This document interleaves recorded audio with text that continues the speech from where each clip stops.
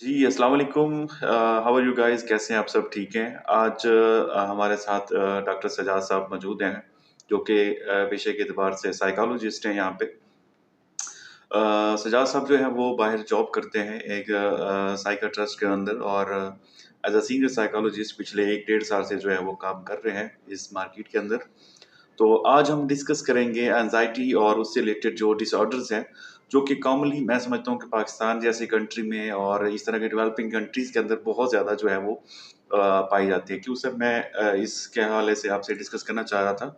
आप क्या समझते हैं एंजाइटी डिसऑर्डर की क्या रीज़न्स हो सकती हैं इस तरह की सोसाइटी में या हमारी आजकल की जो जनरेशन है, वो बहुत ज़्यादा इस तरह की चीज़ों में जो है वो फ़ील कर रही है, एंजाइटी से रिलेटेड जो है डिसऑर्डर्स?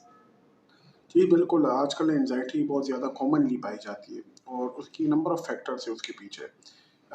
एक तो ये है कि ये तो इनहेरिटेड भी होती है लोगों के अंदर स्टेट एंग्ज़ायटी जिस तरह है कि वो पेरेंट्स से आई होती है उनके अंदर। बाकी ये है कि अगर इनके अंदर स्टेट होती भी है तो एनवायरमेंटल क्यूज़ की वजह से काफ़ी इनका जो कॉन्फिडेंस लेवल होता है वो लो होता है। क्योंकि ये अच्छा परफ़ॉर्म इनके ख़्याल में ये नहीं कर पा रहे होते और लोग इनको क्रिटिसाइज़ करते थे।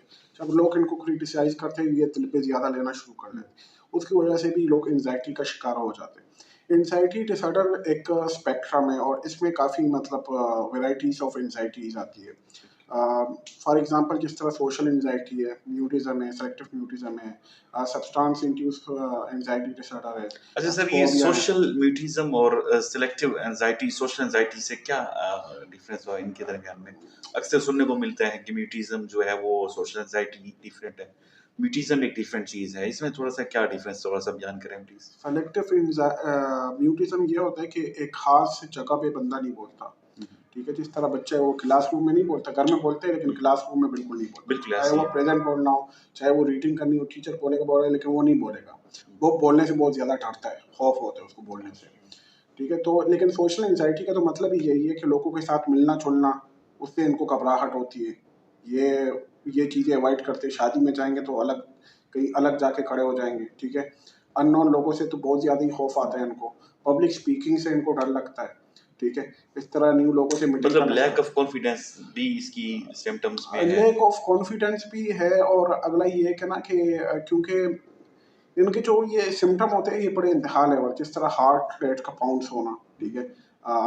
शैलो ब्रीथिंग हो जाना, अच्छा कँपकपी सर, का ये शिकार किस हो जाना, एज शेकिंग। ये एज के ऊपर भी डिपेंड करता है या कलेक्टिवली जो है वो हर नहीं एज ये के अंदर? किसी भी एज में होता है लोगों को और कुछ लोग बच्चों को होता ही है। तो बच्चों में ज़्यादातर हमें ये देखने को मिलता है कि 4 वीक्स का क्राइटेरिया होता है इनको और बड़ों में ज़्यादातर 6 मंथ्स का हम देखते हैं कि उसके हिसाब से हम इनको डायग्नोज़ करते हैं, जो भी सिम्पटम्स इनके मैच हो रहे अच्छा, होते हैं। इसके लिए क्या स्पेशल किस्म की काउंसलिंग होती है या मेडिकेशन होती है? क्या है इसमें क्या प्रिस्क्रिप्शंस इसके होती लिए है? 2 चीज़ें हैं जो कि एक तो एंक्सोलिटिक्स है, जो मेडिसिन है उनको दी जाती है और क्योंकि इसकी वजह से इनको नींद का भी इश्यू हो सकता है, ठीक है? एंग्ज़ायटी की वजह से जिस तरह हमारे पास अल्प्राज़ोलम है, तो वो डॉक्टर्स वगैरह प्रिस्क्राइब करते हैं, साइकियाट्रिस्ट होते हैं। हमारा जो काम होता है उसमें ये होता है कि सिस्टमैटिक डिसेंसिटाइज़ेशन करते हैं हम इनकी, ठीक है? ये एक थेरेपी और कॉग्निटिव बिहेवियर थेरेपी हम करते हैं। अच्छा सर, मेरा एक और क्वेश्चन भी था जो मेरे माइंड में बड़े अरसे से वैसे वो रिवॉल्व कर रहे हैं। मैं भी बायोलॉजी से रिलेटेड मेरा भी सब्जेक्ट है। ये जो एंग्ज़ायटी है ये फीमेल के अंदर स्पेशली जो कि मतलब हर माशरे के अंदर जो है वो देखने को मिलता है कि बहुत ज़्यादा पैनिक होती हैं फीमेल्स। तो हुँ। क्या ये एंग्ज़ायटी पैनिक अटैक का भी बायस बन सकती है इसमें? असल में ना पैनिक जो अटैक है ये एक अलग ही क्राइटेरिया है इसका। पैनिक अटैक में होता ये है कि इनको डीरियलाइज़ेशन की पर्सनलाइज़ेशन हो जाती है। इनको यूँ लगता है कि खून का वो आना शुरू हो जाएगा, हुँ, हुँ। उल्टी आना शुरू हो जाएगी। उनको यूँ लगता है कि इनके सीने में दर्द है, और इनको यूँ लगता है हार्ट अटैक हो रहा है मुझे। लेकिन वो असल में सीने के दर्द पैनिक अटैक की वजह से इनको यूँ लगता है कि मौत जल्दी वाक़या हो जाएगी।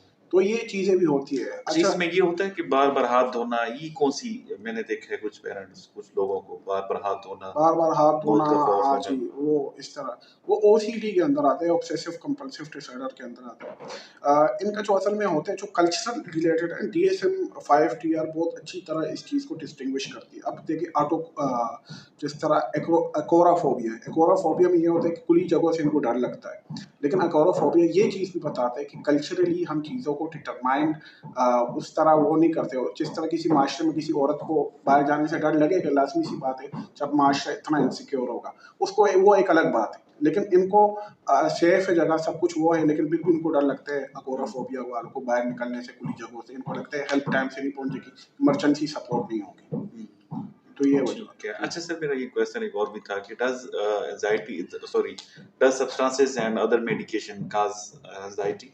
Is it possible? बिल्कुल है, जो मेडिसिन्स होती है कुछ और कुछ इस तरह के नशे होते हैं, उसकी वजह से एंजाइटी हो जाती है लोगों को, मतलब नर्वसनेस मोस्टली का कौन शिकार सा होते जो हैं। है वो substances they are very substance like dangerous for there? Alcohol से भी होता है, कैनबीस से भी होता है, ठीक है। आइस की भी हो गई, क्योंकि इनको ना ये जब सब्सटेंस विड्रॉल की सिम्टम्स में आते हैं, यानी कि जब ये नशा छोड़ने की अलामत या नशा नहीं मिल रहा होता, विड्रॉल सिम्टम्स जब आ रहे होते हैं, तो इसमें हमें एंजाइटी देखने को मिलती है। लेकिन इसका भी 1 मंथ का कम से कम क्राइटेरिया होना चाहिए। ये ना हो कि सिर्फ 2 दिन है तो वो विड्रॉल सिम्टम्स पे ही हम इक्तिफा करें। अगर 1 महीने तक ये सिम्टम रहे एंजाइटी के, तो हम कह सकते हैं कि सब्सटेंस इंड्यूस एंजाइटी डिसऑर्डर, या फिर इंटॉक्सिकेट करते हैं, यानी कि पहली बार नशा किया और उसके बाद एंजाइटी के शिकार हो गए।